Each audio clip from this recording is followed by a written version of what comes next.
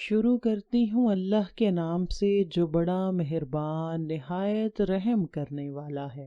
جب تک مسلمان رسول اللہ صلی اللہ علیہ وسلم اور اہل بیت پر ایمان نہ لے آئے تو اس وقت تک مسلمان نہیں کہلاتا۔ اللہ تعالیٰ کے آخری نبی حضرت محمد صلی اللہ علیہ وآلہ وسلم کا فرمان ہے کہ میں علم کا شہر ہوں اور علی اس کا دروازہ ہے۔ حضرت حذیفہ رضی اللہ تعالی عنہ سے مروی ہے کہ رسول اللہ کا فرمان ہے کہ اے لوگو، مجھے اللہ تعالیٰ کی ذات سے خبر ملی ہے کہ خدا باری تعالیٰ نے ہر نبی کو مجھ سے پہلے لمبی لمبی عمریں عطا فرمائی ہیں، لیکن میں بہت ہی جلد اس دنیا سے پردہ فرمانے والا ہوں۔ مجھے بہت ہی جلد اللہ تعالیٰ اپنے پاس بلا لے گا۔ میں اللہ تعالیٰ کی خوشنودی پر راضی ہو جاؤں گا۔ مجھے اللہ تعالیٰ سوال کرے گا کہ جس مقصد کے لیے آپ کو دنیا میں بھیجا گیا تھا، کیا آپ اپنی ذمہ داریاں بخوبی نبھا آئے ہیں؟ اور میرے بارے میں آپ سب سے بھی آخرت کے دن سوال کیا جائے گا، کیا تم میرے بارے میں اللہ تعالیٰ کی بارگاہ میں کیا جواب دو گے؟ تم میرے بارے میں اللہ تعالیٰ کی بارگاہ میں کیا جواب دو گے؟ انہوں نے بڑے ادب و احترام کے ساتھ جواب دیا کہ ہم کو جب اللہ تعالیٰ کی بارگاہ میں پیش کیا جائے گا تو ہم اللہ تعالیٰ کے حضور پیش ہو کر یہ جواب دیں گے کہ اللہ تعالیٰ کے آخری رسول حضرت محمد نے ہم کو دین کی پیاری پیاری باتوں کے بارے میں خوب آگاہ کیا تھا، جن باتوں پر عمل کر کے ہم نے خوب نیکی کا راستہ پا لیا۔ اللہ تعالیٰ آپ صلی اللہ علیہ وسلم کو جزائے خیر عطا فرمائے، آمین۔ حضرت محمد صلی اللہ علیہ وآلہ وسلم نے ارشاد فرمایا کہ تم سب لوگ اس بات کی گواہی دیتے ہو کہ اللہ تعالیٰ کے سوا کوئی بھی معبود نہیں، کوئی عبادت کے لائق نہیں۔ حضرت محمد اللہ تعالیٰ کے سچے اور آخری رسول ہیں۔ قرآن پاک اللہ تعالیٰ کی کتاب ہے۔ ایک دن قیامت ضرور آئے گی۔ قیامت کے بعد اللہ تعالیٰ سب کو دوبارہ زندہ کرے گا۔ جس کے اعمال اچھے ہوں گے اللہ تعالیٰ ان کو جنت میں، اور جن کے اعمال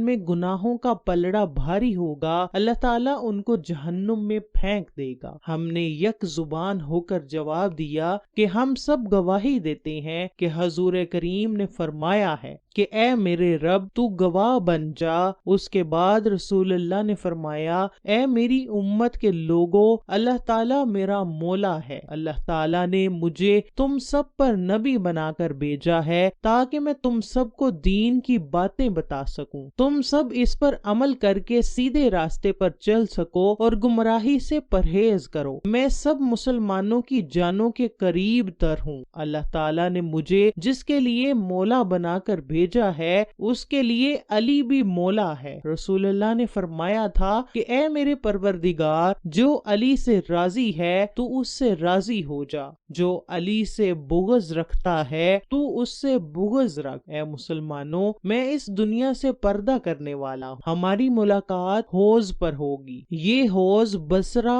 اور سنا کے درمیانی فاصلے سے بھی زیادہ وسیع ہے۔ اس حوض پر آسمان میں موجود ستاروں سے بھی زیادہ چاندی کے پیالے پائے جاتے ہیں۔ جب تم میرے پاس تشریف لاؤ گے تو میں تم سے دو اہم چیزوں کے بارے میں دریافت کروں گا۔ پہلی چیز تو یہ ہوگی کہ تم لوگ میرے اس دنیا سے پردہ کر جانے کے بعد قرآن پاک، اور دوسری چیز تم اہل بیت اور اصحابہ کرام رضی اللہ تعالی عنہ کو مضبوطی سے تھام لوگے تو تم کبھی بھی گمراہ نہیں ہوگے۔ یہ دونوں چیزیں کبھی بھی حق کا دامن نہیں چھوڑیں گی۔ یہ چیزیں مجھے حوض پر بھی ملیں گی۔ اس حدیث کو امام طبرانی نے المعجم الکبیر میں روایت کیا ہے۔ مولا علی نے اپنے علم سے بہت سے ایسے فیصلوں کو حل کیا تھا جس کو حل کرنا مشکل ہی نہیں بلکہ دنیا والوں کے لیے ناممکن تھا۔ ہم یہاں مولا علی کے فیصلے کے بارے میں آپ کو آگاہ کرنے جا رہے ہیں کہ ایک بار یمن کے 4 شخصوں نے شیر کو پکڑنے کے لیے ایک کنواں کھودا تھا۔ انہوں نے شیر کو اس کنویں میں پھسلا لیا تھا، لیکن شیر کے ساتھ ساتھ ان میں سے ایک شخص بھی اس کنویں میں گر گیا تھا۔ اس کی جان بچاتے ہوئے دوسرا، پھر تیسرا اور پھر چوتھا بھی کنویں میں گر گیا۔ شیر نے ان سب کو مار ڈالا تھا۔ ان لوگوں کے وارث جنگ کرنے کے لیے آمادہ ہو گئے تھے۔ مولا علی نے ان لوگوں سے فرمایا کہ میں فیصلہ کرتا ہوں، اگر تم کو میرا فیصلہ اچھا نہ لگا تو تم اپنا فیصلہ رسول اللہ کی بارگاہ میں لے جانا۔ لوگ آپ رضی اللہ تعالی عنہ سے فیصلہ کروانے کے لیے راضی ہو گئے۔ حضرت علی نے فیصلہ یہ کیا کہ کنواں جن لوگوں نے کھودا تھا ان قبیلوں سے ان مقتولین کے خون کے بدلے میں رقم کچھ یوں لی جائے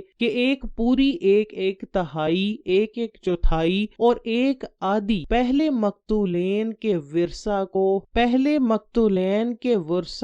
ایک چوتھائی خون بہا، دوسرے کو تہائی، تیسرے کو نصف اور چوتھے کو پورا خون بہا دلایا۔ یہ سب اس لیے کیا جا رہا ہے کہ پہلے کنویں میں گرنے والے شخص نے اپنے اوپر دوسرے کو شیر سے ہلاک کروایا، اسی طرح دوسرے اور تیسرے نے بھی اپنے اپنے اوپر والوں کو ہلاک کیا ہے۔ اس طرح پہلے تینوں نے ایک دوسرے کو ہلاک کیا ہے، بلکہ چوتھے نے کسی کو بھی ہلاک نہیں کیا ہے، وہ خود ہی ہلاک ہوا ہے۔ یہی بات قابل غور ہے کہ اصل مجرم تو وہ ہے جنہوں نے بستی کے قریب کنواں کھود کر شیر کو اس میں گرانے کی غلطی کی ہے۔ یہی وجہ ہے کہ میں نے یہ جرمانہ اس کنویں کو کھودنے والوں پر عائد کیا ہے۔ پہلا بندہ تو اتفاقاً کنویں میں گرا تھا، پھر اس نے دوسرے نے تیسرے نے چوتھے کو کنویں میں کھینچا تھا، اس لیے پہلے کا سب سے زیادہ اور چوتھے کا سب سے کم قصور ہے۔ پہلے شخص نے دوسرے شخص کو اتفاقاً کھینچا کہ شاید میری جان بچ جائے، جبکہ دوسرے نے تیسرے اور تیسرے نے چوتھے کو جان بوجھ کر کھینچا تھا۔ ایک چوتھائی پہلے شخص نے دوسرے کو بالمقصد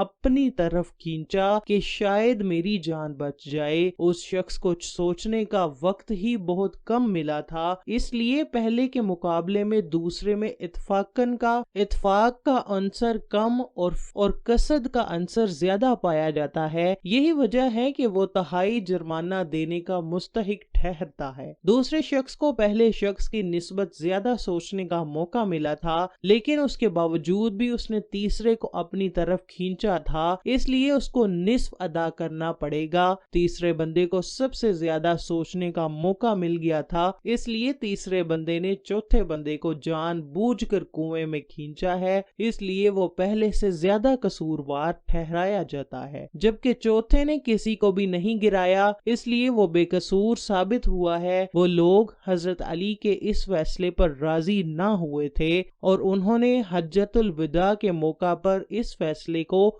رسول اللہ کے سامنے رکھ دیا۔ نبی کریم نے اس فیصلے کو برقرار رکھتے ہوئے فرمایا کہ میں اللہ تعالیٰ کا شکر ادا کرتا ہوں کہ اللہ تعالیٰ نے اہل بیت میں حکمت کو نازل فرمایا ہے۔